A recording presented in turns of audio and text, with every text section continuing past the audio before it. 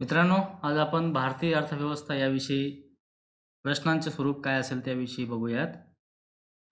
चला मग सुरू करूयात. तर पहिला प्रश्न आहे, भारतीय अर्थव्यवस्था आहे. 4 ऑप्शन दिलेले आहेत. विकसनशील, विकसित, अल्पविकसित किंवा यापैकी नाही. तर मुळात भारतीय अर्थव्यवस्था ही विकसनशील अर्थव्यवस्था आहे.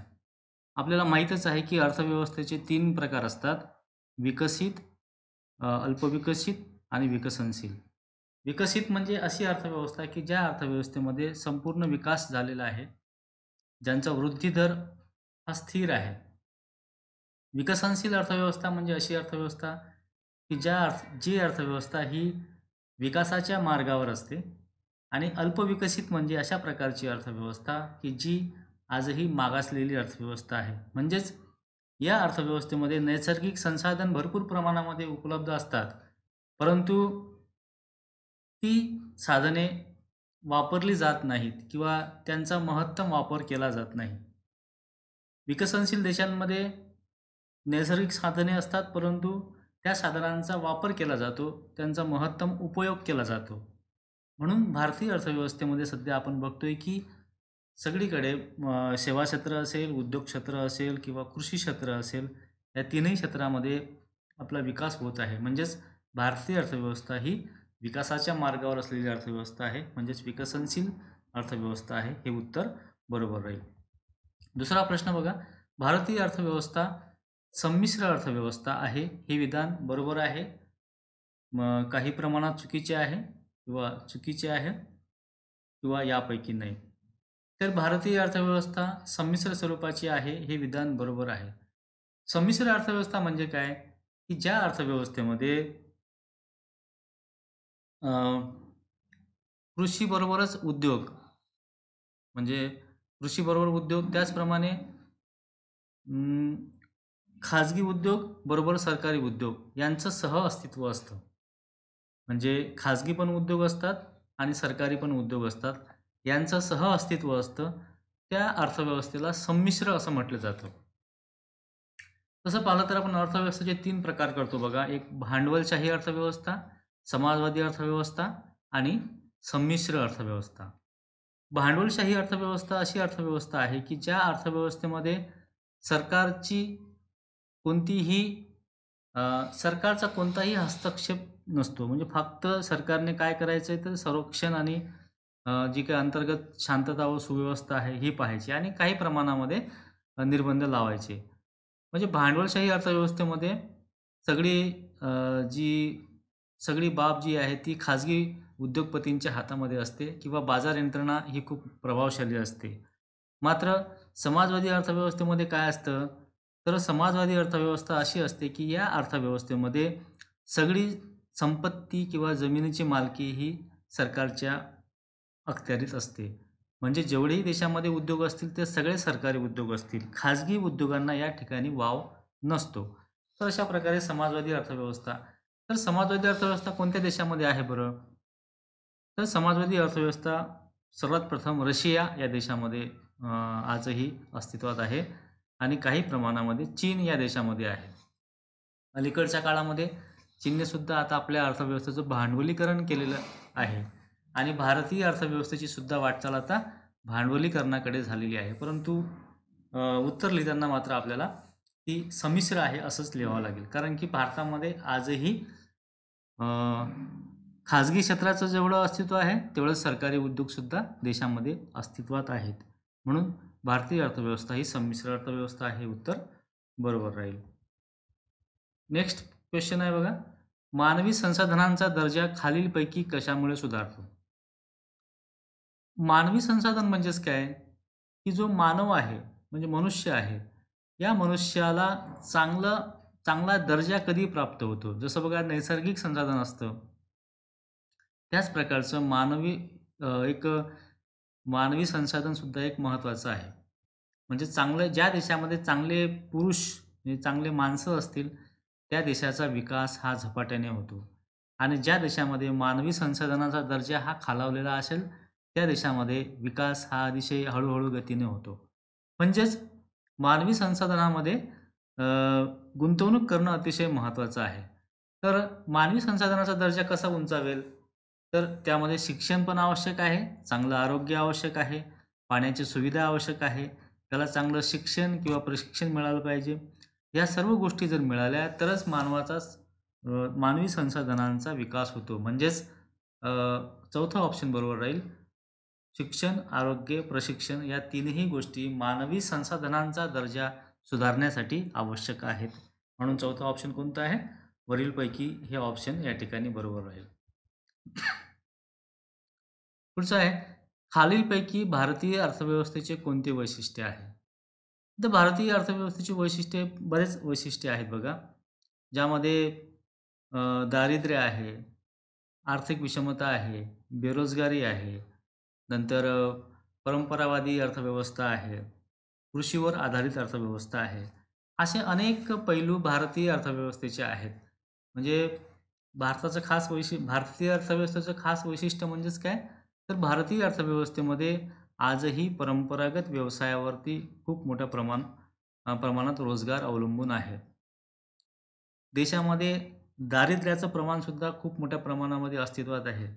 सोबतच बेरोजगारीची संख्या पण खूप जास्त आहे आणि सोबतच एकीकडे श्रीमंत होत आहेत आणि गरीब होत आहेत. म्हणजे जी श्रीमंत आणि गरिबीची दरी आहे, ती दरीसुद्धा खूप मोठ्या प्रमाणात वाढत चाललेली आहे. म्हणजेच भारतीय अर्थव्यवस्थेमध्ये हे तीनही मुद्दे येतात अर्थव्यवस्थेच्या वैशिष्ट्यांमध्ये. तर आपला उत्तर जे आहे वरीलपैकी सर्व हे बरोबर आहे. मुद्दामून मी चौथा ऑप्शन या ठिकाणी ठेवलेला आहे, कारण की त्या उद्देशाने आपल्याला भारतीय अर्थव्यवस्थेची वैशिष्ट्यसुद्धा माहीत पडतील की काय आहे. म्हणून चौथा ऑप्शन या ठिकाणी बरोबर आहे. पुढील क्वेश्चन आहे बघा, मानव विकास निर्देशांक अहवाल कोण प्रकाशित करते? मानव विकास निर्देशांकाचा अहवाल कोण प्रकाशित करतो? तर मानव विकास निर्देशांकाचा अहवाल संयुक्त राष्ट्र संघटना जी आहे, ती संघटना दरवर्षी प्रकाशित करते. या मानव विकास निर्देशांकामध्ये काय असतं? तर त्यामध्ये जे साधारण 3 प्रकारचे जे मुद्दे सांगितलेले आहे बघा, ते तुम्ही एकदा पाहून घ्या. पुस्तकांमध्ये पण दिलेले आहेत. म्हणजे दीर्घायुष्य असेल किंवा मग शिक्षण असेल किंवा अ, विषमता आहे, म्हणजे लिंग विषमता, स्त्री-पुरुष विषमता, या 3 मुद्द्यांवरती मानव विकास निर्देशांक हा तयार केला जातो. सुरुवातीला मानव विकास निर्देशांकाची जी रचना आहे किंवा ज्याला म्हणू आपण की निर्मिती आहे, ती मेहबूब उल हक यांनी केलेली आहे. कोणी केलेली आहे? प्राध्यापक मेहबूब उल हक यांनी सुरुवातीला मानव विकास निर्देशांक तयार केला होता आणि तो मग जागतिक स्तरावरती मान्य झाला आणि संयुक्त राष्ट्रसंघाने त्यांच्याकडे काम सोपवून प्रत्येक देशाचा मानव विकास निर्देशांक काढण्याचा एक प्रकारचा कार्यक्रम हाती घेतला आणि आज संपूर्ण म्हणजे जगामध्ये बहुतांश देशांमध्ये मानव विकास निर्देशांक आज काढला जातो. त्याचप्रकारे भारतात सुद्धा आपण हा निर्देशांक काढतो. पुढील प्रश्न आहे बघा, कृषी आणि उद्योग यांचे कार्य आहे. आता हा मुद्दा जो आहे हा भारतीय अर्थव्यवस्थेशी संबंधित आहे, कारण की आपला विषय कोणता आहे? भारतीय अर्थव्यवस्था. तर त्या संबंधाने हा मुद्दा आलेला आहे, हा प्रश्न आलेला आहे. कृषी आणि उद्योग यांचे कार्य कसं आहे? परस्पर पूरक आहे, ब वेगळे आहे, क अ आणि ब दोन्हीही आहेत, की ड वरीलपैकी सर्व आहे. तर भारतीय अर्थव्यवस्थेमध्ये कृषी आणि उद्योग यांचे जे सहकार्य आहे हे परस्पर पूरक आहे. म्हणजे कृषी आणि उद्योग हे एकमेकांवरती अवलंबून आहेत. म्हणजे भारताची तर अशी स्थिती आहे की भारतामध्ये बहुतांश उद्योग हे कृषीवरती अवलंबून आहेत. आणि दुसरा एक मुद्दा असा आहे की भारतामध्ये बहुतांश रोजगार हा भारतीय अर्थव्यवस्थेमध्ये कृषीवरती खूप मोठ्या प्रमाणात अवलंबून आहे. म्हणजे खूप मोठं प्रमाण कृषीचं आहे. म्हणजे उद्योग देणारे जे भारत हा क्षेत्र आहे, लोकसंख्या अधिक क्षेत्र म्हणजे आहे हे विधान कृषी क्षेत्र आहे की ज्यामध्ये बरोबर आहे, आजही चूक आहे संख्येमध्ये अंशतः बरोबर रोजगार उपलब्ध आहे, चूक आहे. म्हणून पहिलं भारत हा लोकसंख्या आधिक्य असलेला देश आहे. हे विधान बरोबर आहे की चूक आहे? हे विधान प्रश्न बघा बरोबर आहे, कारण की आजही भारत हा जगामध्ये अव्वल स्थानी आहे. चीननंतर भारत हा लोकसंख्येच्या बाबतीमध्ये अव्वल आहे.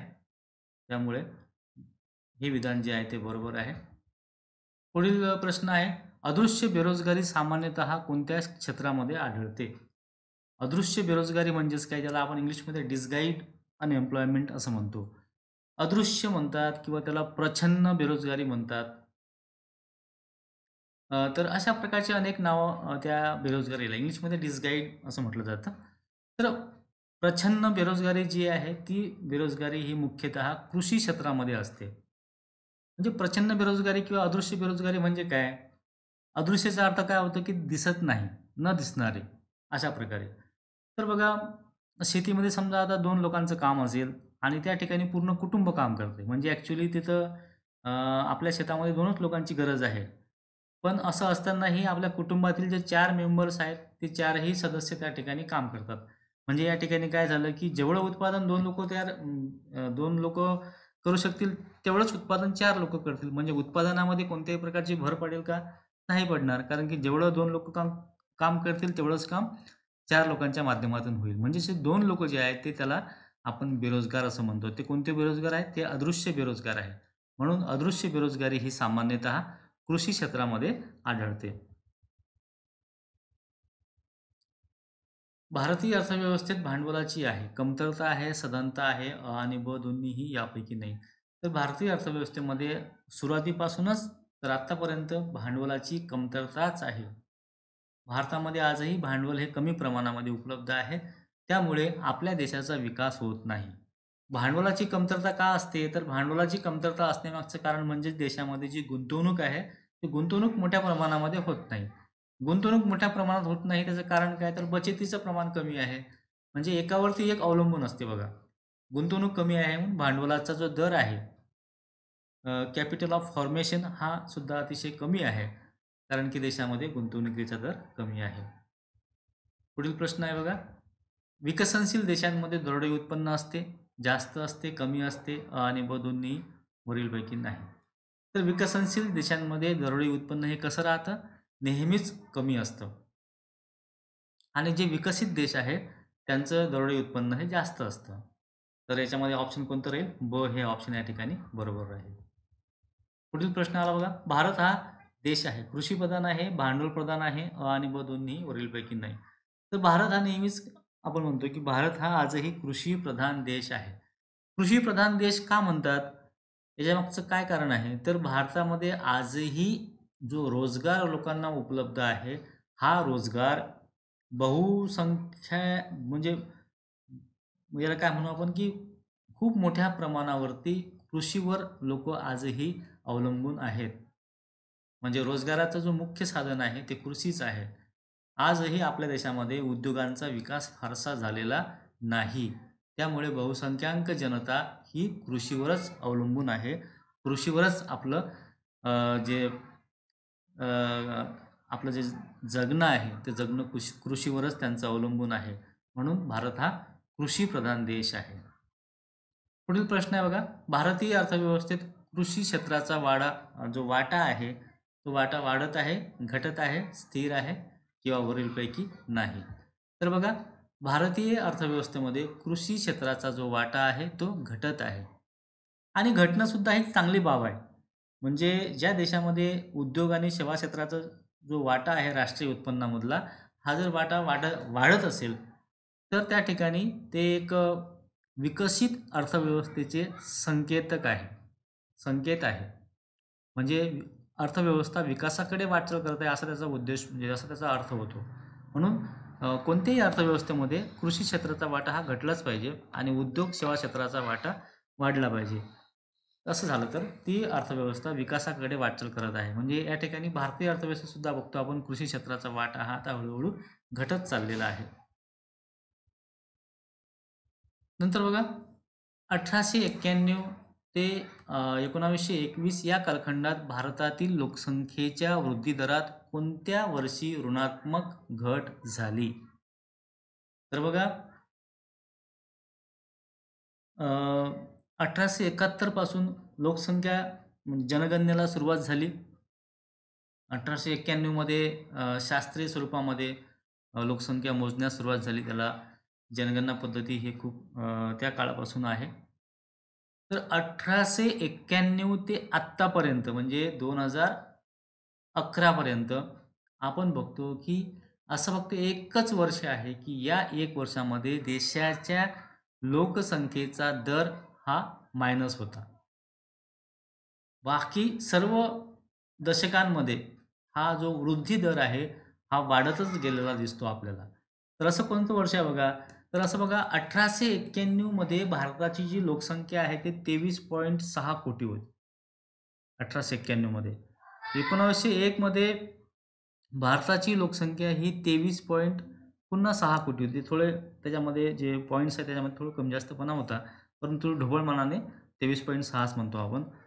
1911 मध्ये 25.2 होती. 1911 मध्ये 25.2 कोटी एवढी लोकसंख्या होती आणि 1921 मध्ये 25.1 कोटी इतकी आपल्या देशाची लोकसंख्या होती. म्हणजे बघा 0.1 ने 11 मध्ये 25.2 होती आणि 1921 मध्ये 25.1 होती. म्हणजेच 0.1 ने लोकसंख्या 21 या वर्षामध्ये कमी झालेली आहे. याचं कारण पण तसं होतं, कारण की त्या काळामध्ये दुष्काळ पडला होता, महामारीची साथ आली होती आणि इंग्रज लोकांचं सरकार असल्यामुळे काही फारसं त्या ठिकाणी उपाययोजना केल्या गेल्या नाहीत. हाही एक त्यामागचा कारण आहे. तर 1921 हे वर्ष बरोबर आहे की या वर्षामध्ये देशाची जी लोकसंख्या आहे ती लोकसंख्या वृद्धिदर हा कमी. भारतात जनगणना किती वर्षांनी केली जाते? भारतामध्ये जी जनगणना आहे ती किती वर्षांनी केली जाते? तर भारतामध्ये जनगणना ही दर 10 वर्षांनी केली जाते. बघा आता 2011 मध्ये आपली लोकसंख्या आपण जनगणना केलेली आहे. आता कधी येईल? म्हणजे आता पुढच्या वर्षी 21 मध्ये आपली लोकसंख्या जनगणना व्हायला पाहिजे. पुढील मुद्दा आहे बघा, भारतातील शेतमाल विपणनातील कोणते दोष आहेत? शेतमाल विपणन ज्याला आपण म्हणतो ॲग्रिकल्चरल मार्केटिंग, म्हणजे जी उपज आपली शेतामध्ये आपण पिकवितो ती उपज आपण मंडीमध्ये किंवा बाजारामध्ये विकायला नेतो. ती जी व्यवस्था आहे त्या व्यवस्थेला आपण विपणन असं म्हणतो. म्हणजे शेतमाल तयार झाला असेल तर तयार झाल्यानंतर मग जी काही यंत्रणा येते बघा त्यामध्ये कुठपर्यंत, जर ती आपली कृषी उत्पन्न बाजार समितीपर्यंत किंवा आपली जी मंडी आहे त्या मंडीपर्यंत जी व्यवस्था आहे तिला आपण म्हणतो विपणन, मार्केटिंग. तर भारतीय शेतमाल विपणनामध्ये कर्जबाजारीपणा पण आहे, मध्यस्थांचा पण खूप मोठा वर्ग आहे आणि शेतकरीसुद्धा असंघटित आहेत. म्हणून जे ऑप्शन आहे ते चौथं राहील वरीलपैकी सर्व. भारतातील जे विपणन व्यवस्था आहे त्यामध्ये खूप मोठ्या प्रमाणात आजही कर्जबाजारीपणा. बघा आता आपण अलीकडच्या काळामध्ये बघतोय की शेतकऱ्यांच्या आत्महत्या खूप मोठ्या प्रमाणामध्ये होत आहेत. महाराष्ट्रामध्ये विशेषतः त्यांचं प्रमाण जास्त आहे. त्यामागचं कारण काय आहे की जी व्यापारी बँका असतील किंवा जी काही सरकारी यंत्रणा आहे ती सरकारी यंत्रणा शेतकऱ्यांना वेळेवर कर्ज उपलब्ध करून देत नाही. म्हणून ते सावकारांकडे किंवा जे गावामधील दलाल असतील, जे मध्यस्थ म्हटलं आपण त्यांना, त्या मध्यस्थांकडे जातात आणि मध्यस्थांकडून अतिशय जास्त व्याजदराने पैसे कर्जाऊ घेतात. आणि मग भारतीय शेती हा मान्सूनचा जुगार आहे असं म्हटलं जातं. त्यामुळे काय होतं की पाऊस जर वेळेवर आला तरच पीक चांगलं येतं आणि पाऊस जर वेळेवर आला नाही तर मग पीक येत नाही आणि जर पीक नाही आलं तर मग जो कर्ज आहे तो कर्जाचा डोंगर असाच वाढत जातो आणि कर्जाचा डोंगर वाढल्यामुळं काय होतं की कर्जाचा डोंगर वाढला की मग शेतकऱ्याला आत्महत्या करण्यास तो प्रवृत्त करतो. त्याचप्रमाणे देशामध्ये जे शेतकरी आहेत ते असंघटित स्वरूपाचे आहेत. म्हणजे आता आंदोलन चालू आहे, पण आंदोलनामध्ये बघा तुम्ही कोणत्या कोणत्या राज्यांचे शेतकरी आपल्याला तिथं पाहायला मिळतात. म्हणजे संपूर्ण देशामध्ये संघटित स्वरूप नाही शेतकऱ्यांचं. हे सुद्धा एक शेतमाल विपणनातील दोष आहे. म्हणजे वरील तीनही दोष शेतमाल विपणनामध्ये आहेत. म्हणून जे ऑप्शन आहे ते वरील चौथं ऑप्शन बरोबर राहील. तर अशा प्रकारे मित्रांनो आपण आज भारतीय अर्थव्यवस्था या विषयामधले जे प्रश्न आहेत, संभाव्य प्रश्न, त्याविषयीची माहिती बघितली. मित्रांनो हा जो विषय आहे बघा, हा SYBA च्या वर्गाला पण आहे आणि त्याचबरोबर TY BComचा जो इकॉनॉमिक्स आहे त्या वर्गालासुद्धा हा भारतीय अर्थव्यवस्था विषय आहे. त्यामुळे या दोन्ही विद्यार्थ्यांसाठी ही प्रश्नपत्रिका अतिशय महत्त्वाची आहे. तर या ठिकाणी आता थांबतोय. पुन्हा अधिक पुढच्या विषयावरती आपण डिस्कस करूया. तोपर्यंत धन्यवाद.